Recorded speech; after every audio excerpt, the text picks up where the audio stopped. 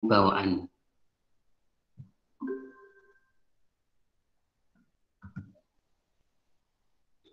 Kelainan jantung panjang mana? Nah, nanti kalau sudah kita perhatikan, nanti kita bisa melihat kemungkinan-kemungkinannya dari mana. Sekarang kita lihat secara sepintas kelainan jantung kongenital atau bawaan. Biasanya terjadi pada 6 dari kelahiran hidup, bukan 6 hari, maaf. Jadi setiap 6 kelahiran hidup ada 1 yang mengalami kelainan jantung bawaan. 2% biasanya lahir mati. Etiologinya biasanya faktor keturunan atau mungkin faktor lingkungan. Termasuk faktor lingkungan adalah virus rubella, teratogen, thalidomid, obat-obat thalidomid, atau mungkin perubahan-perubahan yang terjadi pada saat kelahiran. Jenis kelainan bisa berupa kelainan jantung bawaan itu bisa disertai dengan shunt atau tidak disertai dengan shunt. Maksudnya shunt adalah ada hubungan pendek dari darah bersih dan darah kotor.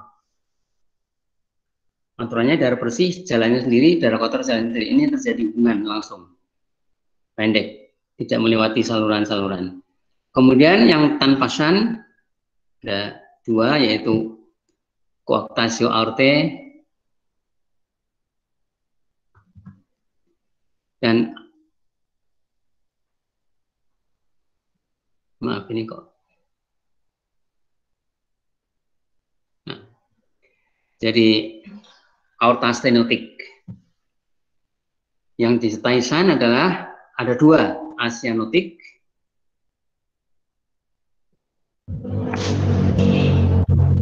gangguan ini.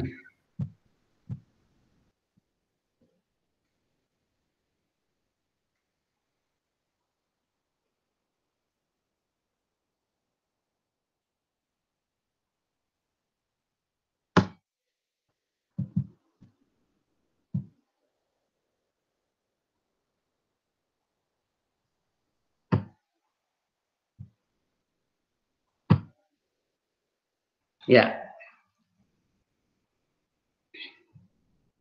Jadi gambar ini menunjukkan gambaran bagaimana kelainan-kelainan tersebut terjadi. Permisi dokter. Ya, ada yang PowerPoint-nya tidak terlihat. Ya, tidak terlihat. Sebentar, saya tanya ahlinya dulu.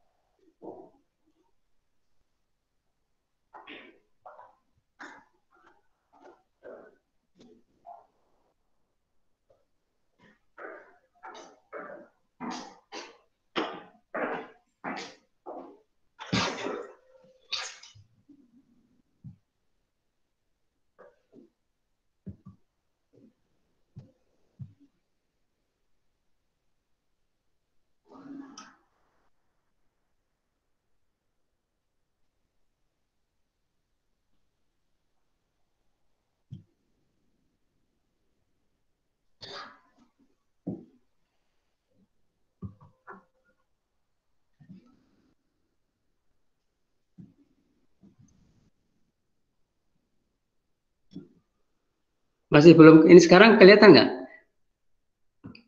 Belum? Masih belum terlihat, dok. Belum kelihatan? Belum, dok. Belum ya? Ini ada yang nggak beres nih.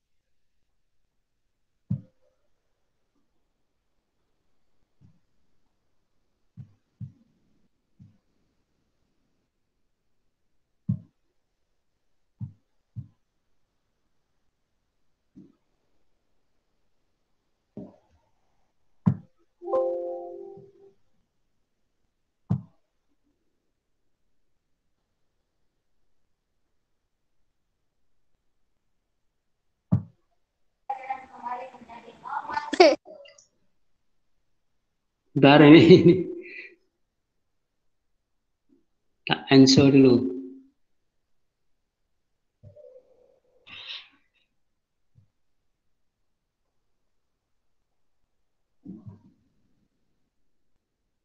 Hmm.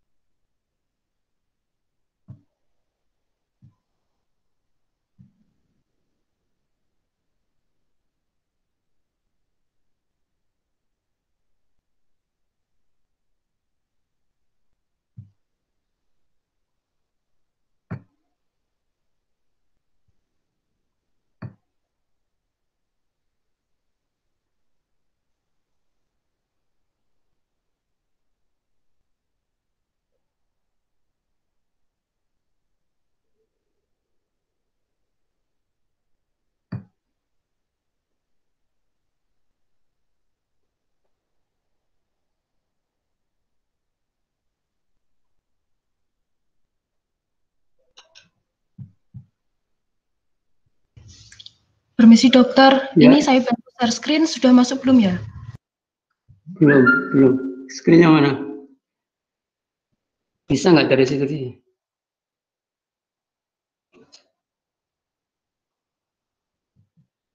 Check out our blog.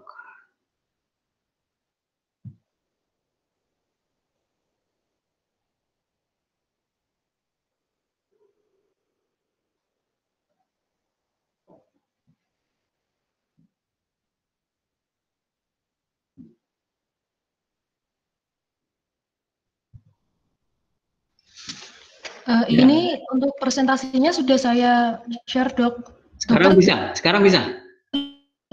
tinggal bilang lanjut.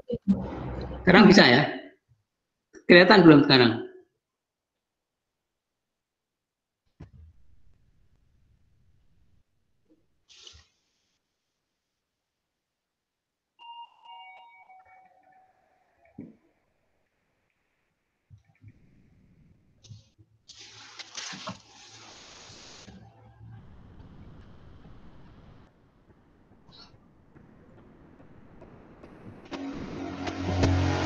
Gimana ya? Bisa. Ini sekarang bisa? Belum bisa? Sudah bisa dilanjut dok. Udah bisa lanjut. Bentar. Ini. Sampai di mana tadi?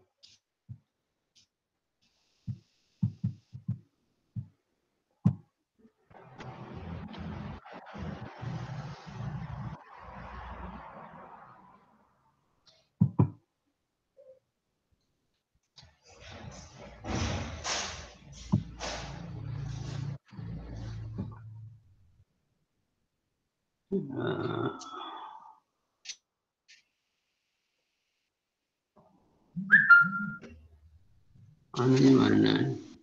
Nah.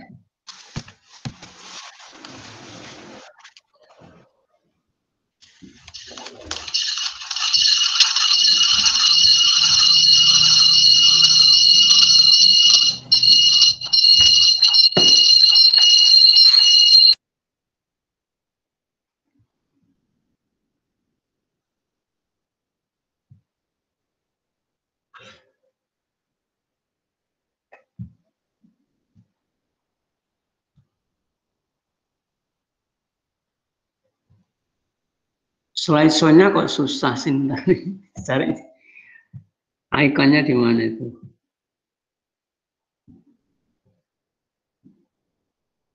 Icon slideshow-nya mana nih?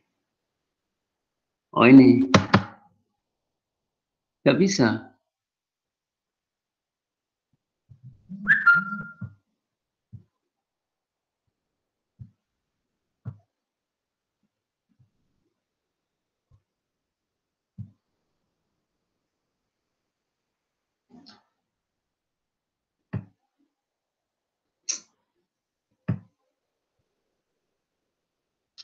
Malah gambarnya lah.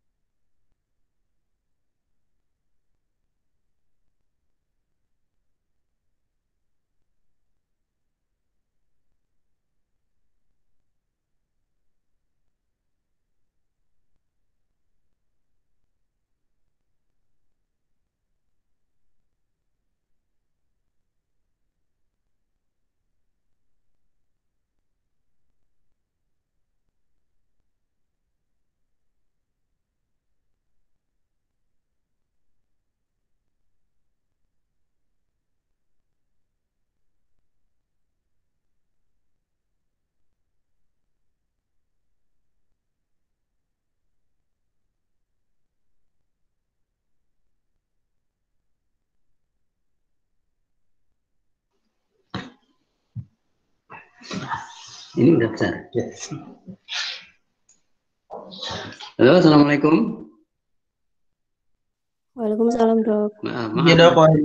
Ya, sekarang masuk ya? Salam, Dok. Kelihatan sekarang ya? Masuk, Dok. Ya, Iya, selanjutnya. Dok. Ya, ya tadi kita udah sampai di sini ya. Sampai di sini ada yang bagian yang disertai san, ada yang tidak disertai san. Yang disertai san itu ada yang sianotik, artinya yang beredar, darah yang beredar di dalam tubuh itu tidak mengandung CO2. Tetapi yang sianotik, darah yang beredar dalam tubuh itu mengandung CO2. Jadi biasanya ini penderitanya tidak bisa bertahan hidup kalau yang sianotik ini. Terus ini beberapa presentase yang sering jadi, yang paling banyak nampaknya VSD, kemudian ASD, dan PDA. Jadi tiga yang penting. Ketiga-tiganya termasuk yang asianotik. Tapi walaupun asianotik, itu kalau dalam keadaan kerja keras atau misalnya berlari-lari seperti contoh kasus tadi, bisa saja terjadi dia menjadi sianotik karena ada kekacauan di dalam peredaran di dalam pembuluh darah, dalam darah dari jantung itu. Tapi kalau dalam keadaan normal dia tidak biru. Dalam keadaan exercise mungkin dia bisa menjadi biru. Kemudian ini contoh yang asianotik dengan SAN, PDA. Jadi ini adalah ductus arteriosus. Harusnya ductus ini pada saat lahir, ductus ini akan mengalami rudimenter. Dia mengecil dan kemudian hilang atau fibrotik. Tetapi tampaknya dia bertahan, maka disebut paten ductus arteriosus. Dalam keadaan normal, aliran darah tetap tidak dipengaruhi oleh CO2 karena kekuatan aorta lebih tinggi daripada kekuatan tekanan darah di mana itu di arteri pulmonalis. Tapi kalau keadaan exercise mungkin akan terjadi sedikit kekacauan sehingga bisa terjadi darah dari arteri pulmonalis masuk ke aorta sehingga orang menjadi biru-biru, anaknya menjadi biru-biru.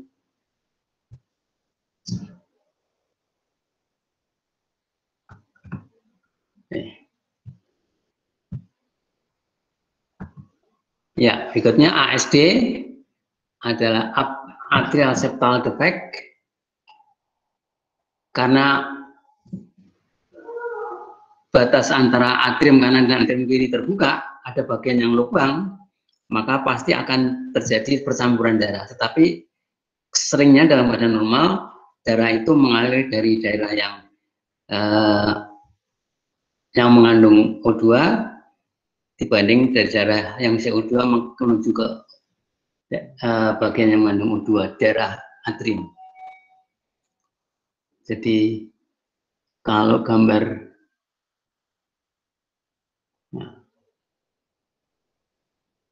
jadi gambarnya kalau atrial septal defect, atrium kanan kiri itu ada hubungannya, ada berhubungan. Mungkin di situ ditunjukkan dengan foramen ovale itu kali ya, foramen ovale. Kemudian yang vertical septal defect ini ASD-nya ya. Jadi ASD-nya maka hubungan percampuran darah kotor dengan darah bersih tetap ada, tetapi tidak masuk ke dalam aliran darah ke seluruh tubuh, tidak masuk kepada aorta.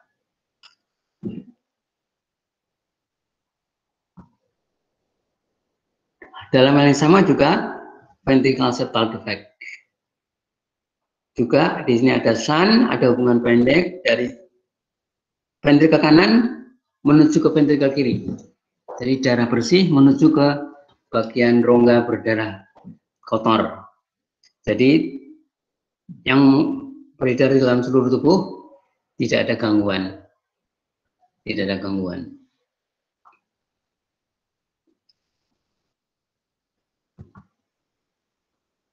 Kemudian yang sianotik tadi saya katakan sejak awal ada darah yang masuk ke dalam aliran darah ke seluruh tubuh yang mengandung CO2, maka disebut sianotik. Tetralogipholot ataupun Eisenmenger kompleks. Pada tetralogipholot itu ada 4 kelainan. Kelainan itu, tetra itu berarti 4 ya.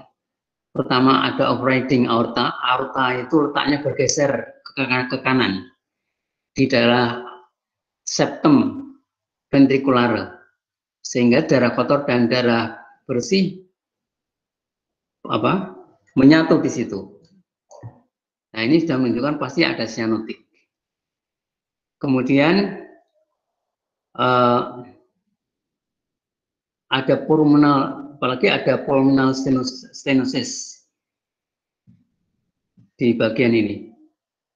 Ini ada stenotik ya, ada penyempitan daripada pada atau pulmonal, sehingga darah dari ventricle tidak bisa lancar masuk ke dalam arteria pulmonalis.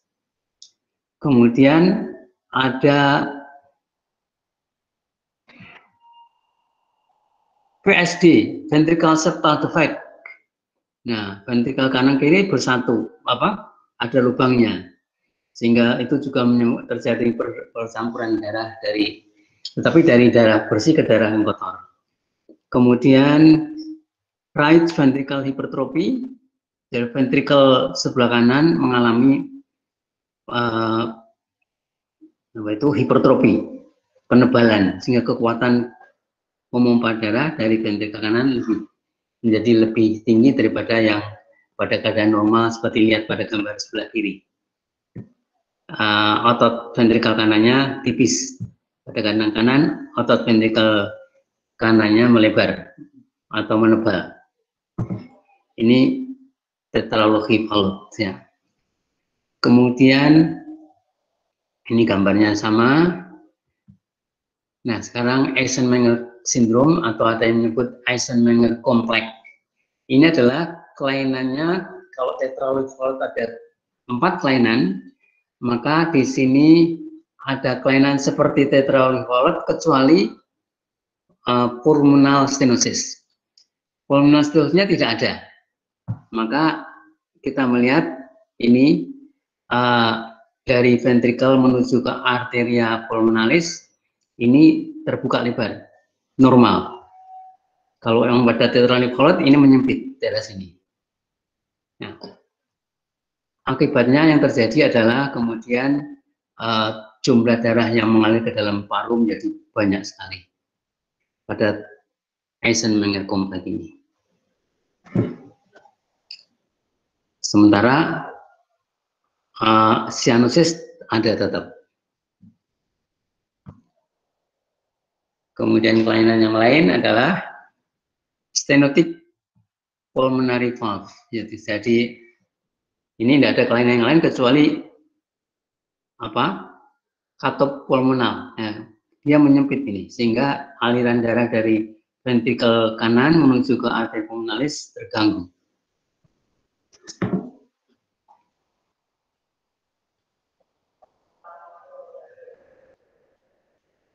Kalau ini terganggu, maka yang kerja keras mana? Yang kerja keras adalah otot dari ventricle kanan. Otot ventricle kanan. Kalau kerja keras berlanjut, lama-lama otot ventricle kanan juga tidak mampu lagi. Maka darah dikembalikan lagi ke vena cava, superior maupun inferior. Maka terjadilah dekompensasi kordis kanan. Jadi pada pulmonal stenotik akan terjadi gangguan fungsi jantung berupa dekom kanan. Ya.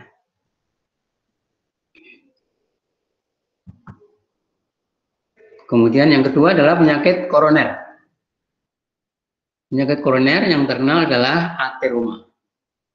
Jadi ada penyempitan pembuluh darah yang bisa berlangsung secara perlahan, bisa prosesnya bisa menjadi cepat, bisa juga ini cepat. Kalau penyempitan lumen karena aterom biasanya prosesnya lambat, perlahan-lahan. Tapi kalau penyempitan itu karena penyumbatan oleh karena ada trombus, maka prosesnya akan kelihatan cepat.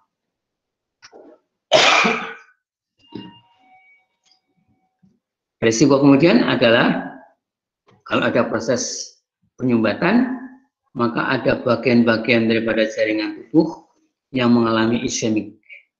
Kalau yang mengalami penyumbatan itu arteri koronaria, maka terjadilah iskemik atau nekrosis karena kekurangan O2 yang bersifat akut pada otot jantung. Diberi nama infak miokard.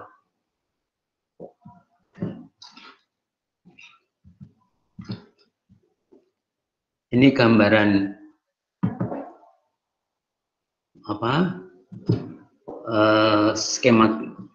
skematik aja, yaitu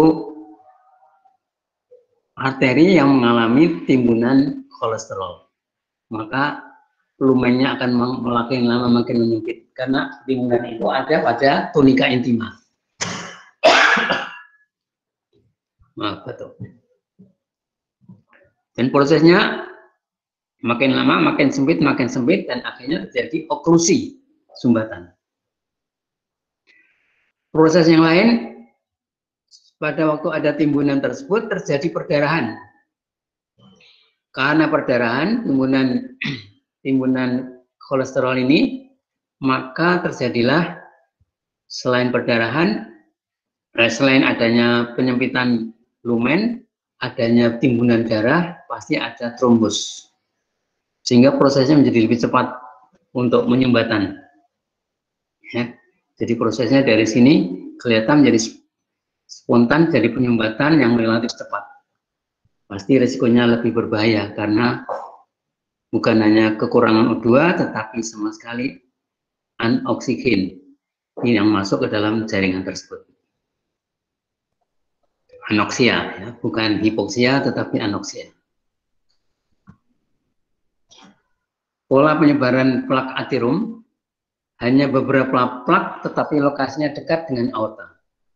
Misalnya pola pertama, plaknya ada beberapa, tetapi lokasinya dekat dengan aorta pada bagian proksimal arteri. Keadaan ini bisa berefek serius. Kedua, banyak plak di seluruh cabang arteri, tetapi cabang-cabang yang kecil yang menembus miokard tak terpengaruh.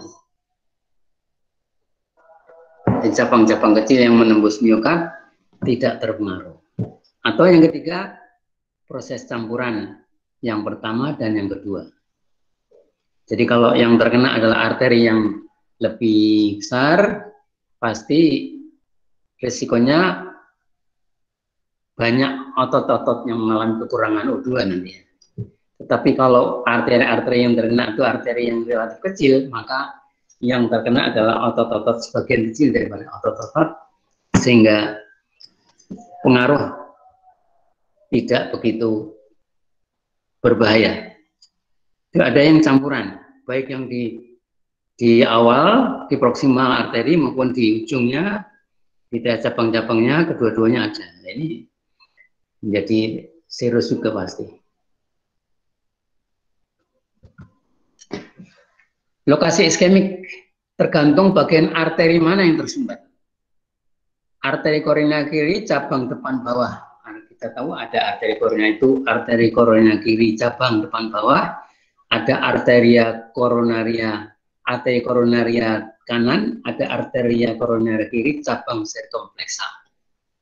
Kalau yang mengalami sumbatan itu adalah arteria koroner kiri cabang depan bawah, maka iskemik, kekurangan O2, terjadi pada apek jantung, dinding depan ventrikal kiri, dan bagian depan septum keempat. Sementara kalau yang mengalami penyumbatan itu arteri koronaria kanan, maka yang mengalami iskemik, kekurangan O2 itu dinding belakang ventrikal kiri dan bagian belakang septum keempat. Sementara kalau arteri koronaria kiri cabang sirkumfleksa yang mengalami iskemik pada dinding lateral ventrikal kiri. Gambarnya mungkin ada pada gambar berikutnya.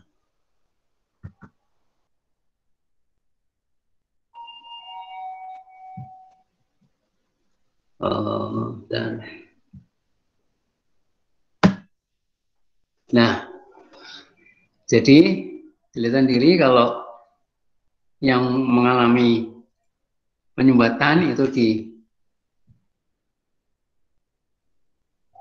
arteria koronaria kiri, ini yang kiri, anterior descending branch ke bagian bawah, maka yang mengalami hipoksia atau mungkin infak nantinya adalah bagian ini, bagian depan daripada ventricle left ventricle baik ventricle kiri. Kalau yang terkena sumbatan itu adalah pada arteria koronaria kanan, maka dia akan menyebabkan infak ataupun hipoksia pada bagian belakang ventricle kiri. Kalau yang mengalami sumbatan itu adalah pada arteri koronaria kiri, cabang sirkumfleks, kalau tadi arteri koronaria kiri saja, yang ini. Tapi ini cabang sirkumfleks itu bagian yang lebih lanjut di sini. Maka yang mengalami anoksia atau hipoksia atau infak adalah bagian lateral dari dinding ventricle kiri, left ventricle. Jadi kalau kita sudah tahu persis arteri-arteri yang mana yang mengalami sumbatan, maka kita akan bisa memprediksi bagian jantung mana yang mengalami infak. Atau kalau gambarnya kebalik, informasinya terbalik, yang ketahuan infaknya di daerah mana, maka kita bisa mencari kira-kira arteri yang mana yang tersumbat.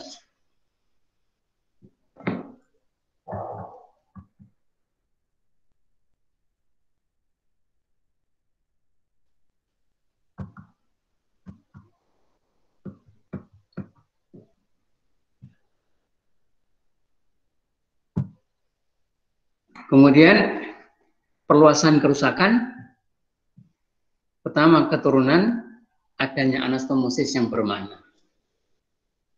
Di mana ada variasi distribusi anatomi yang berbeda, jadi faktor yang tidak bisa diprediksi karena memang ada distribusi anatomi dengan variasi yang berbeda. Jadi ada arteri koronaria kanan besar, arteri sirkumfleksa kiri kecil. Ada yang arteri koronaria kanan kecil, arteri sirkum kiri besar. Jadi ini berbeda-beda. Yang kedua, adanya anastomosis yang bermakna. Makin banyak anastomosisnya, makin terhindar atau makin kecil risiko. Anastomosis adalah jalan lain, atau kalau dalam bahasa sehari-hari kita sering menggunakan istilah jalan tikus. Jadi kalau jalan utamanya terganggu, maka arterinya memasuki jalan-jalan anastomosisnya. Sehingga makin banyak jalan anastomosisnya, arteri anastomosisnya, maka resiko infak menjadi lebih kecil.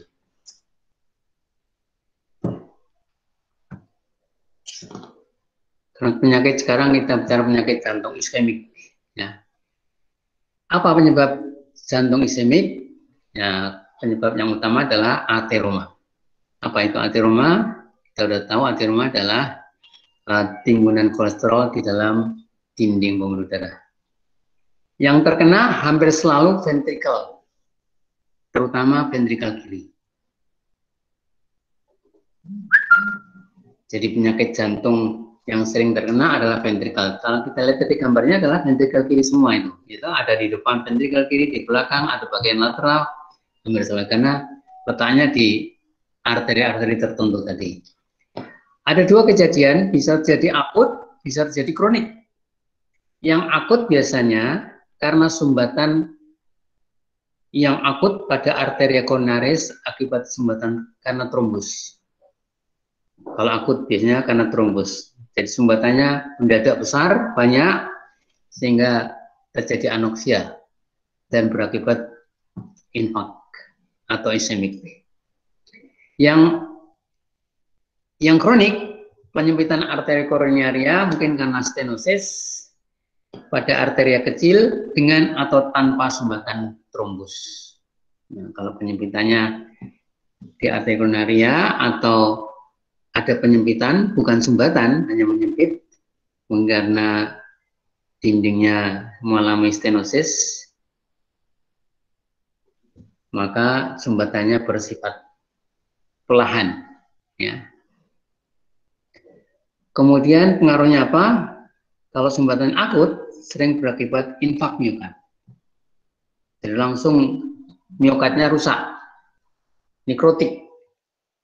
Kalau prosesnya lambat, maka yang sering terjadi adalah jaringan ikat atau jaringan otot diganti dengan jaringan ikat. Terjadi fibrosis miokard. Efek klinik pada infark miokard adalah sudden death. Karena prosesnya cepat, kematian mendadak. Atau acute illness, arrhythmia. Tapi ada juga yang silent, tidak ada kelainan apa-apa, tidak ada gejala apa-apa di dalam kliniknya. Kalau efek klinik akibat penyebab yang kronik tadi, maka biasanya terjadi angina pectoris, nyeri pada dada yang kemudian kalau istirahat, maka dia kembali normal. Kemudian ada left ventricle failure, yaitu kerusakan ataupun kelemahan daripada otot ventricle kiri, atau right ventricle failure, otot ventricle kanan, dan mungkin kombinasi sejak awal, baik kanan maupun kiri.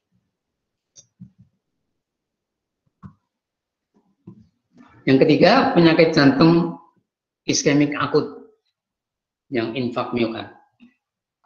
Efek utama infark, ada beberapa manifestasi infark yang sifatnya regional, global, dan vokal. Yang regional, infark regional miokard itu sering oleh karena trombus. Tadi disebut-sebut prosesnya cepat, akut, sering oleh karena trombus. Kemudian yang global atau circumferential subendokardial, tipe ini jarang. Jadi pembuluh darah mengelilingi ventricle kiri. Pembuluh darah yang mengelilingi ventricle kiri. Ini tipe ini jarang. Kemudian infark vokal mikroskopik, artinya ada kelompok-kelompok nekrosis yang kecil atau dibatasi oleh serabut-serabut atau pada serabut-serabut otot. Jadi nekrosis di antara otot-otot jantung ada bagian-bagian yang mengalami nekrotik kecil, ya, kelompok nekrotik yang kecil. Maka disebut infark vokal mikroskopik. Komplikasi infark miokard bisa terjadi aritmia, kemudian shock kardiogenik, komplikasi trombotik, mural atrial maupun pada tungkai, kemudian pecahnya jantung, kemudian perikarditis akut, gagal jantung kronik, aneurisma jantung, dan infark yang kambuhan. Jadi banyak macam komplikasinya. Ya.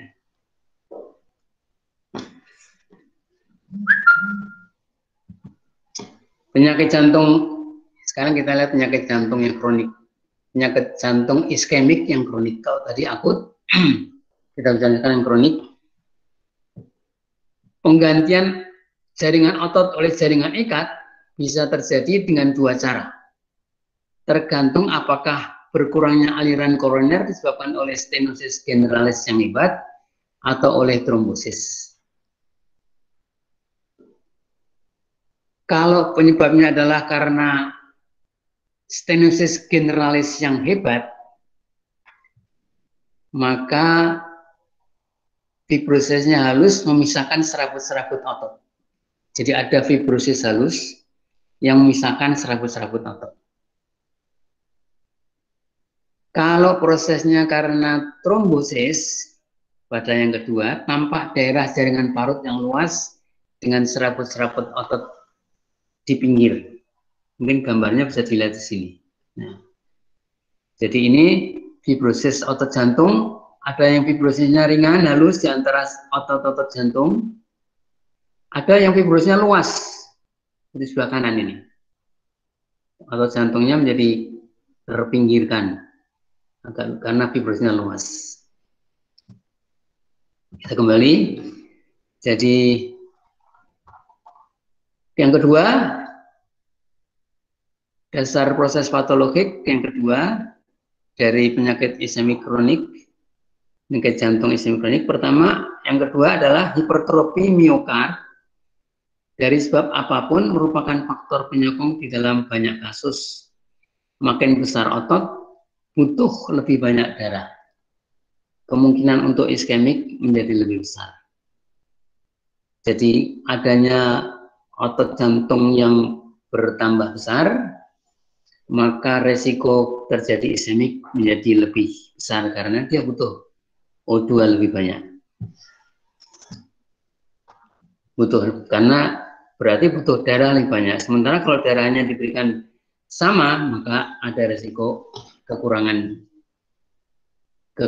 O2 di dalam otot jantung yang hipertrofi tersebut. Ini tadi sudah.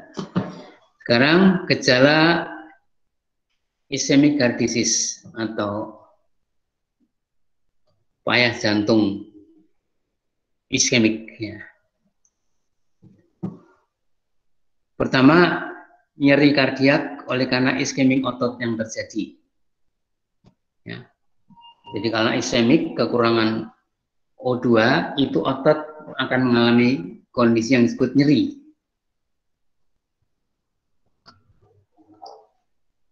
Nyeri itu bisa terjadi pada infak yang akut maupun infak yang kronik. Pada yang akut, terutama fase awal sebelum nekrosis komplit, terjadi rasa sakit yang menetap dan tidak hilang dengan istirahat. Itu pada infak. Jadi kalau ada orang sakit jantungnya, kemudian dia istirahat tetap tidak bisa hilang, maka kita curigai kemungkinan adalah infak akut. Tidak hanya sekedar kekurangan O2, tetapi bahkan mungkin sudah menjadi anoksia, kekurangan kehabisan O2 atau tidak ada O2 yang mengalir ke sana sehingga terjadi infak yang akut. Sementara pada kondisi iskemik miokard kronik, kalau prosesnya kronik berjalannya pelan-pelan, maka kelainannya biasanya berupa angina pectoris. Ada nyeri di dada, bersifat sementara. Nyerinya hilang sesudah istirahat. Kemudian dihangati atau diberikan hangat-hangat pakai botol dikasih air hangat atau pakai serbet yang diberi air hangat atau minum obat yang mungkin sudah pernah dibawa ke dokter. Gambaran laborat miokard infark. Pertama, leukositosis. Leukositnya meninggi. Bisa 12 sampai 15 ribu.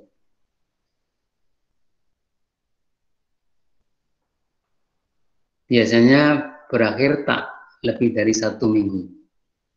Leukosit PMN dimobilisir dari sumsum tulang oleh kemotaksis dari otot yang nekrotik. Jadi otot yang nekrotik ternyata mempunyai daya kemotaksis Dulu waktu kita bicara radang, daya hemoktasis ini bisa menyebabkan mobilisasi daripada leukosit polimorfonuklear. Kemudian ada perubahan enzim sebagai berikut, yaitu ada kreatinin fosfokinase spesifik untuk otot jantung, glutamin oksaloasetik transaminase atau GOT, yaitu non spesifik untuk otot jantung. Jadi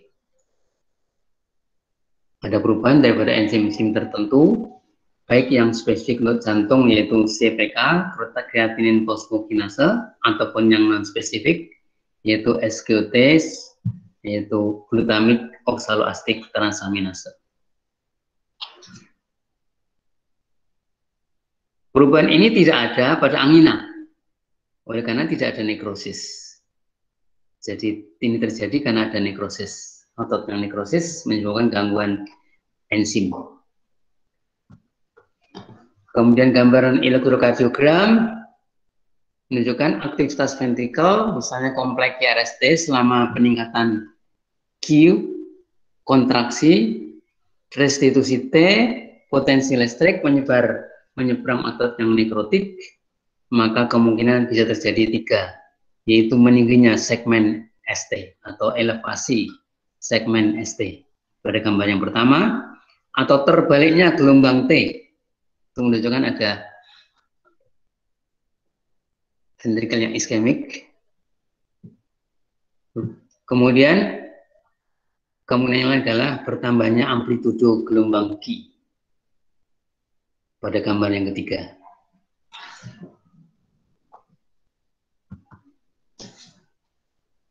Sekarang kita bicarakan miokarditis. Waktunya, maaf ini waktunya tinggal 5 menit. Miokarditis radang akut otot jantung dapat disebabkan oleh berbagai agen yang dapat bersifat general, regional, maupun vokal. Sifat berbahaya tetapi dapat sembuh sempurna. Etiologinya, miokarditis ini kan suatu radang. Biasanya kan penyebabnya adalah bakteri. Kalau bakteri, resikonya terjadi pernanahan, terjadi supurasi vokal.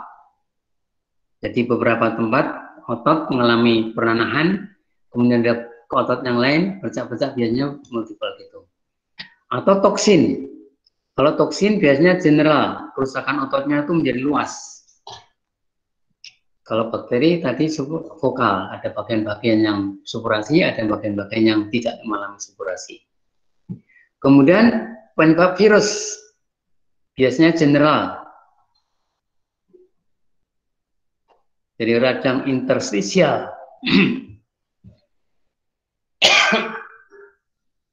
Kemudian imunologik. Misalnya pada rheuma fever dengan miokarditis. Nah, jadi etiologi imunologik terjadi rheuma fever dengan miokardis, disertai dengan miokarditis.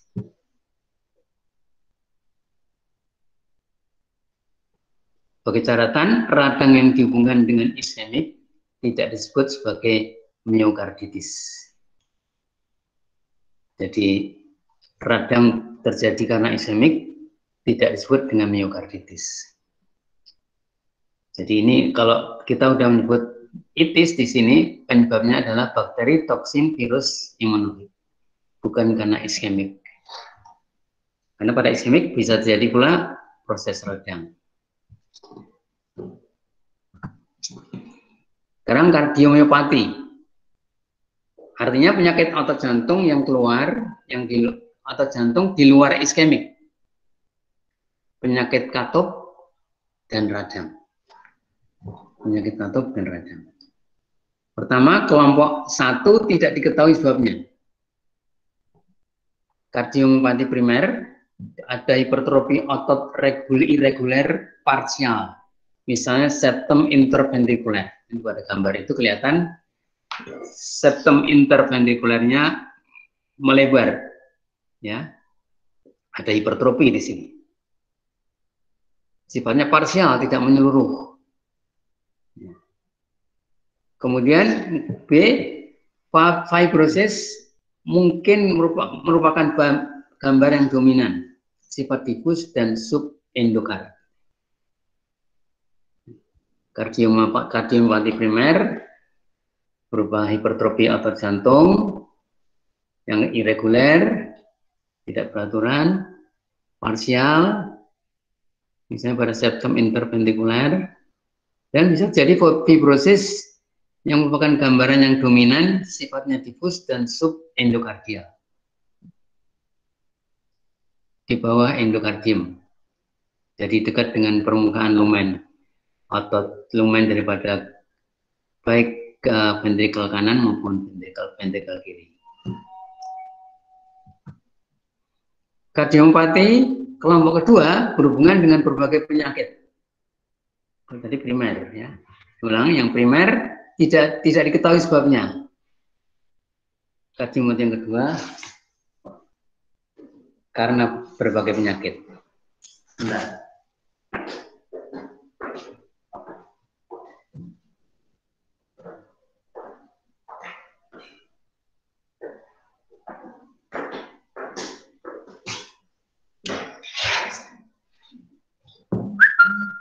Gimana nih waktunya?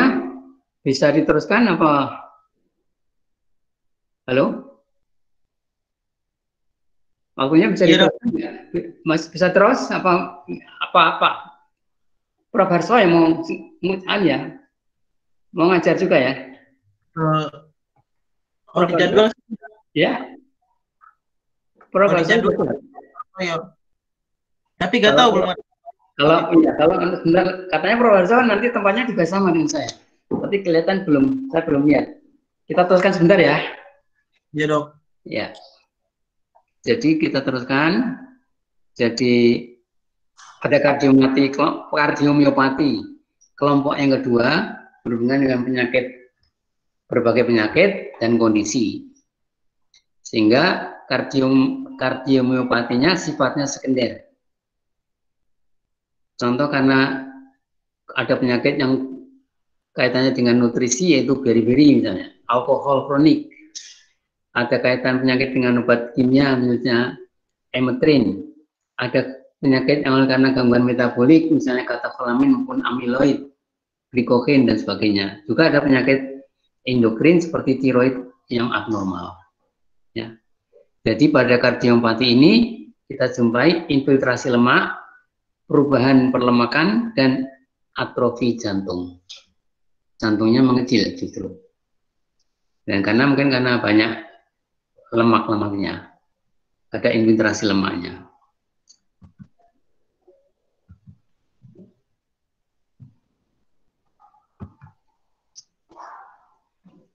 Kemudian berikutnya adalah rheumatic fever. Rheumatic fever, satu hal yang perlu kita ketahui, penyebabnya adalah gangguan imunologi, bukan bakteri. Jadi kalau ada orang sakit rheumatik, jangan dicari bakterinya, nggak akan ketemu. Walaupun asal muasalnya bisa karena ada bakteri di dalam tubuh. Tetapi gangguan rheumatik sendiri bukan karena bakteri, tetapi karena reaksi tubuh yang inkompeten atau yang tidak bisa ditolerir oleh tubuh. Jadi karena reaksi imun. Kalau tidak ada reaksi imun ini, tidak ada gangguan rheumatic fever. Ya, Anda nanti bisa. Sebentar, mungkin ada sama.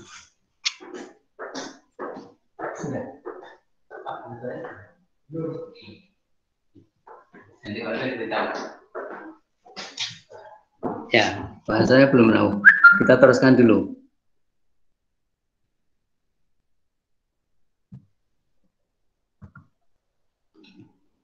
Gambaran demam klinik demam rematik umumnya ada demam, berkeringat, dan lesu. Secara laboratorium kita lihat ESR meningkat, leukosit BMN meningkat. Lokalnya pada rematik biasanya gangguan pada sendi, membrana serosa, kulit, dan saraf. Kelainan sendi bisa berupa artritis, radang pada sendi-sendi, mungkin sendi lutut, mungkin sendi daripada jari-jari atau dari tangan misalnya. Dan ada nyeri otot disertai dengan kelemahan. Kemudian mukus, membrana serosa, yaitu perikardial atau pleural effusion. Jadi yang meliputi jantung ataupun yang meliputi paru, ya. Membran yang meliputi jantung dan membran yang meliputi paru. Atau kelainan kulit berupa eritem atau nodul yang sebutan, benjolan-benjolan di bawah kulit. Atau yang terakhir adalah central nervous system berupa chorea. Chorea itu apa itu chorea? Chorea itu orang Jawa bilang lelahi. Artinya ada gerakan-gerakan anggota tubuh yang tidak disadari oleh penderita. Yang itu datang dengan mendadak dan tidak bisa dihambat. Jadi tiba-tiba dalam kondisi sedang bicara-bicara, tangannya bergerak ke atas. Seperti mau mukul, tetapi tidak mukul. Atau kakinya seperti apa? Seperti kalau bahasa Jawanya gedruk gitu, yang tidak bisa dihindari. Dan itu terjadi kemudian hilang, kemudian nanti ada lagi gitu. Itu adalah bagian daripada kelainan rematik. Kelainan jantung pada rematik, nah ini sekarang jantungnya. Bila menyeluruh terjadi pankarditis. Jadi kalau di jantung itu seluruhnya terkena, maka terjadilah baik perikarditis, miokarditis maupun endokarditis. Seluruh dinding jantung mengalami gangguan. Perikarditis kita menemukan ada cairan di balik lapisan membran perikardium. Miokarditis terjadi gagal jantung akibatnya dan menyebabkan kematian. Biasanya pada waktu dilakukan autopsi kita ketemukan di dalam dinding jantung yaitu Ashok bodies ini gambaran kayak gini nih. Ya, ini adalah Ashok bodies. Ini bisa ditemukan kalau orang dilakukan autopsi ya, kalau nggak diotopsi nggak ketahuan. Kemudian endokarditis, vegetasi kecil menyerang katup. Ada pertumbuhan kecil yang di daerah katup sehingga kerja katup jantung menjadi terganggu.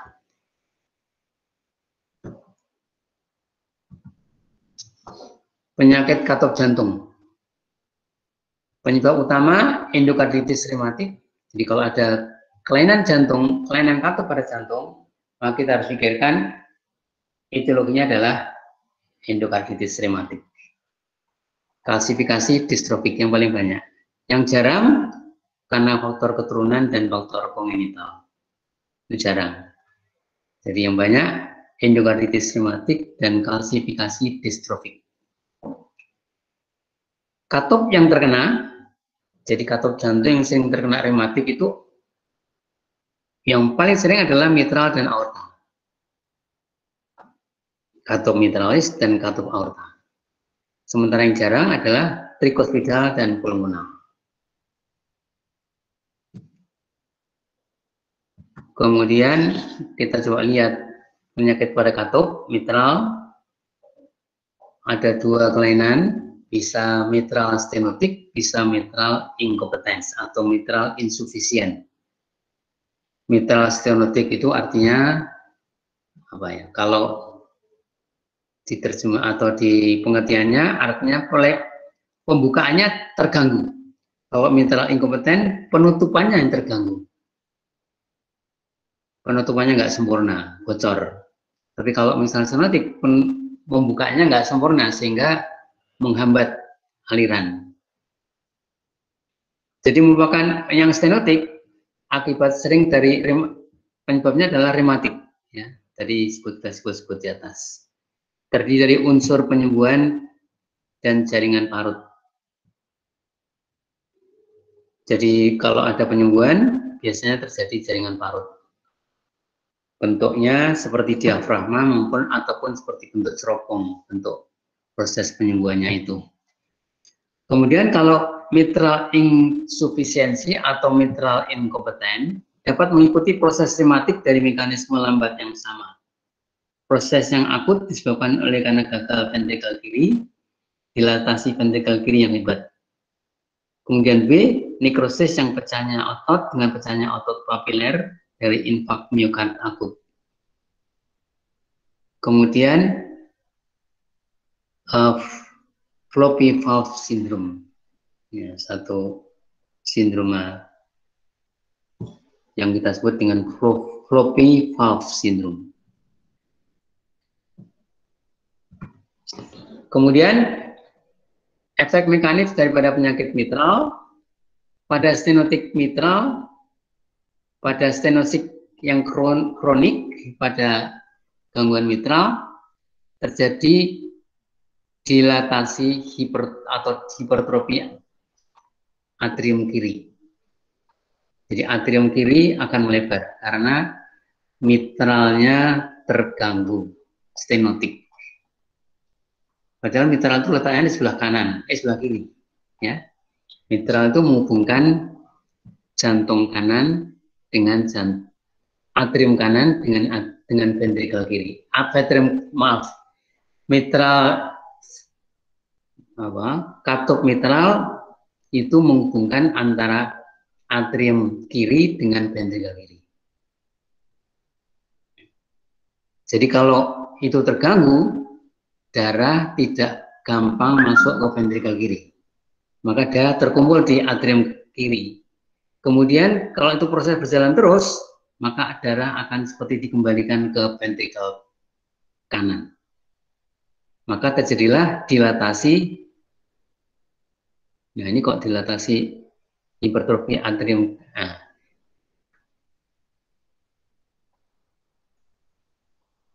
Ya, karena tidak bisa masuk ventrikel kiri, maka atrium dan ventrikel kiri akan mengalami dilatasi dan hipertrofi. Ventrikel kirinya sendiri tidak terpengaruh, tapi atrium kirinya yang membesar, melebar.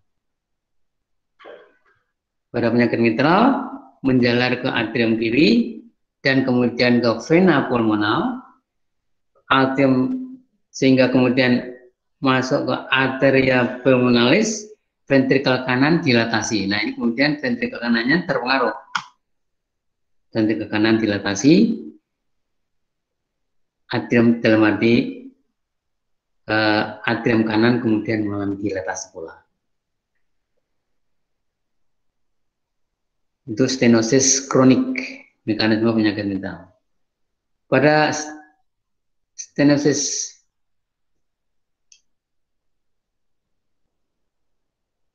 jadi kalau prosesnya kronik, inkompetensi mitral inkompetensi atau mitral insufisiensi kronik, katup mitralnya bocor.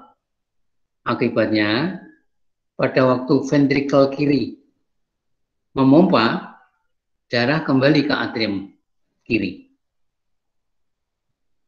Akibatnya, darah di atrium kiri makin lama makin banyak. Kerja daripada atrium kiri makin berat. Terjadilah dilatasi dan hipertrofi atrium kiri. Sekali lagi, ventrikel kiri tidak terpengaruh. Kemudian diteruskan dilatasi dan hipertrofi ventrikel kanan. Ya. Jadi kalau sudah ventrikel kanan mengalami dilatasi, maka berikutnya adalah atrium kanan dilatasi. Komplikasi penyakit mitral kronik sering berupa fibrilasi atrium. Fibrilasi kemudian menyebabkan terjadinya trombosis pada atrial aparatus, sehingga terjadilah emboli yang sistemik. Kemudian yang kedua, endokarditis infeksi. Komplikasi yang lain daripada penyakit mitral adalah endokarditis infeksi daripada endokarditis.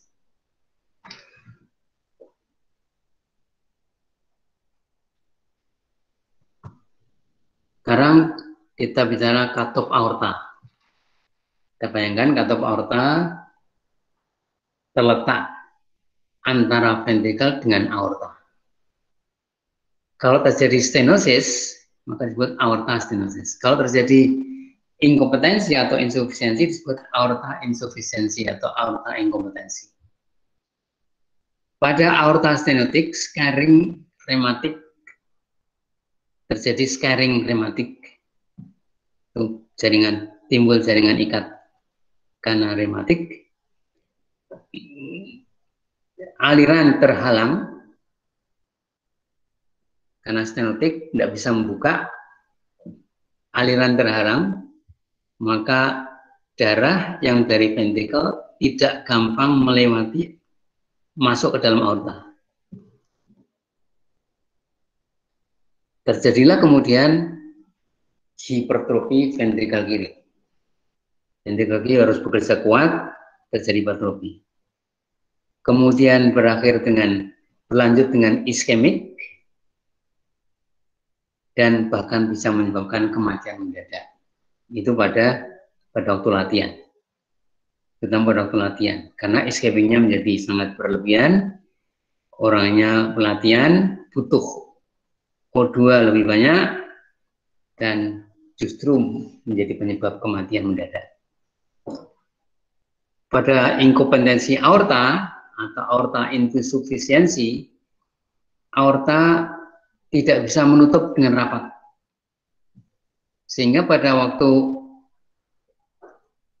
proses mana itu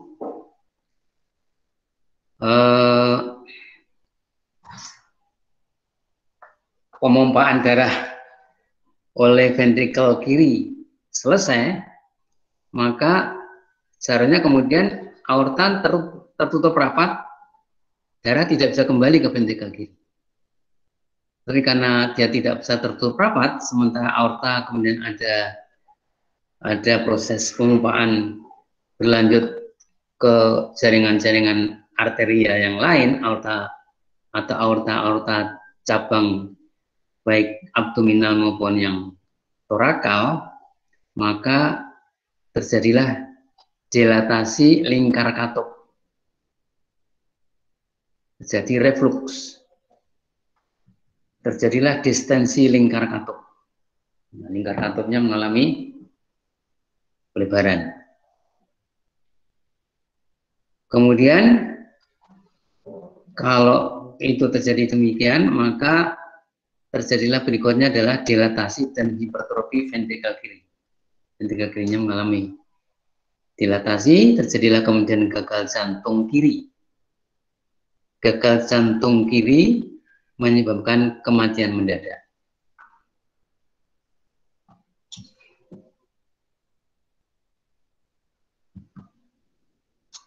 Ketujuh adalah infeksi endokarditis.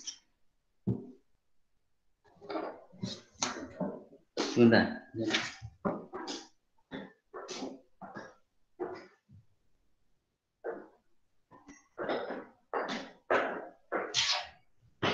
Masih belum kelihatan, sebentar kita masuk lagi, tinggal 2 ya, nanti yang ke-8 yang terakhir. Ketujuh, endokarditis merupakan penyakit katup jantung, infeksi endokarditis. Penyakit katup jantung. Etiologinya biasanya karena bakteri biogenik atau bakteri yang low grade. Kalau penyebabnya bakteri biogenik, biasanya terjadilah endokarditis akut. Kalau low grade mungkin terjadi endokarditis subakut. Endokarditis bakterial akut itu terjadi di sini proses pertumbuhan jaringan meluas, vegetasi luas dan rapuh. Terjadilah hancuran, banyak bakterinya dan juga banyak mengandung fibrin. Kerusakan cepat baik dari katup, korda, dan kemudian menyebar ke otot jantung yang dekat, sehingga terjadilah gagal jantung yang prosesnya cepat, yaitu gagal jantung akut. Sementara endokarditis subakut, endokarditis bakterial subakut karena bakterinya low grade, maka vegetasi vegetasinya juga bisa luas dan padat. Kalau yang akut tadi luas dan rapuh, tapi pada yang subakut luas dan padat.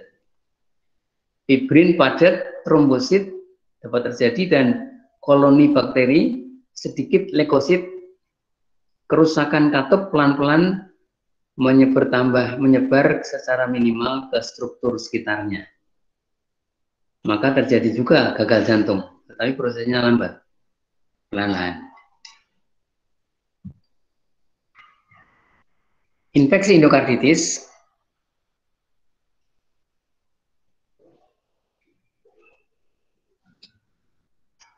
komplikasi ke organ lain. Endokarditis bakteri akut menyebabkan komplikasinya adalah embolik dan toksik. Sedangkan infeksi endokarditis bakterial subakut, infak kecil pada kulit, perdarahan dalam kuku, nefritis embolik, dan kemudian terjadi perdarahan. Proses moderat, low grade, terjadi breksia, leukositosis, splenomegali, anemi, dan baik kedua-duanya bisa menimbulkan kematian. Ya.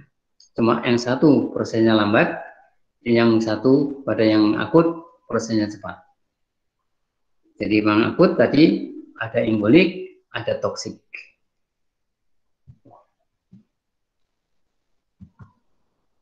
Yang terakhir kali penyakit perikardium merupakan komplikasi dari penyakit jantung dan struktur di sekitarnya. Jadi penyakit perikardium itu tidak berdiri sendiri, tapi adalah kelanjutan daripada penyakit-penyakit jantung sebelumnya atau penyakit di sekitarnya. Penyakit yang dapat menjadi perikarditis adalah antara lain adalah penyakit jantung intrinsik, penyakit paru, pleura, mediastinum, dan kerusakan yang general. Jadi bisa dari jantung, bisa dari paru, atau mediastinum, atau kerusakan yang lain yang sifatnya general, bisa menunjukkan terjadinya perikarditis. Saya kira itu yang bisa saya sampaikan. Terima kasih atas perhatiannya, mudah-mudahan ada manfaatnya. Kalau ada pertanyaan, boleh. Kalau sekarang mungkin belum muncul, nanti lain kesempatan juga Anda boleh bertanya lewat online sosial atau lewat WA. Ya. Masih pada mendengarkan? Masih, Dok. Ya, jadi kita selesai, kita tutup ya. Baik, Dok. Ya, selamat. Terima kasih.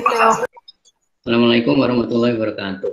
Waalaikumsalam warahmatullahi Waalaikumsalam warahmatullahi wabarakatuh. Terima kasih, Dok. Terima kasih, Dok. Terima kasih, Dok.